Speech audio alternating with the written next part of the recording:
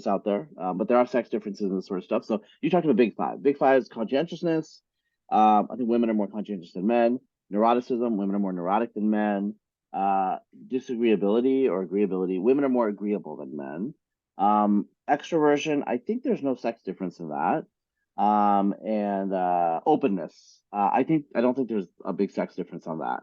And so openness, liberals tend to be more open. Ooh, that's surprising. Right. Conservatives tend to be more neurotic. So there are these differences that are happening as the left is becoming more female. And then there's data that especially among like youth, among people under the age of 20, there's massive polarization right left where males are becoming much more conservative supposedly and women are becoming much more liberal. Females are.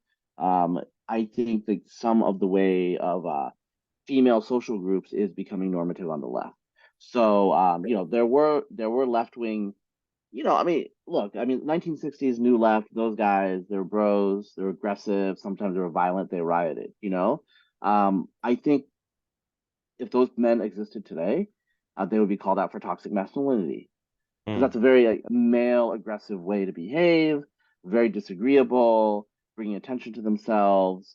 Whereas, female social groups tend to engage more in consensus, reading the room, talking through, arriving at a conclusion, and then just like following it, right?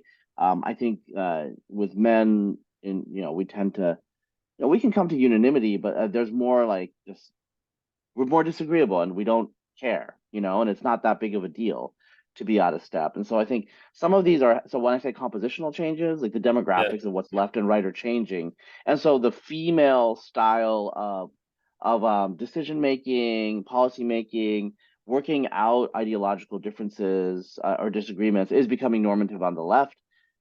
I've had friends in like democratic politics, and especially if you're like a broish white male, there are issues with just you have to watch yourself because you're presumed to be privileged, but ironically in a lot of younger democratic spaces now you're not because you're just a minority, and the values that you kind of came up with, which is kind of a brash self-assertion, Right. well, that's like mansplaining or whatever, like you're dominating the room, you know what I'm saying? Whereas like I would say like in right coded spaces, that's much more still acceptable.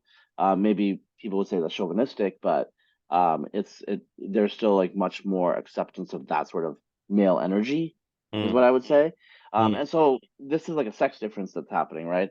And I think, but you wanted to talk about like the political, the heritable aspects, and I mean, if you want me to get into It's that, interesting. yeah, yeah. So you're suggesting it sounds as if that maybe some of this intolerance or liberalism that we're seeing on the left is a feminine influence. Yeah, I mean, aside from homosexuality, on most social issues, men are more libertarian, like especially on speech.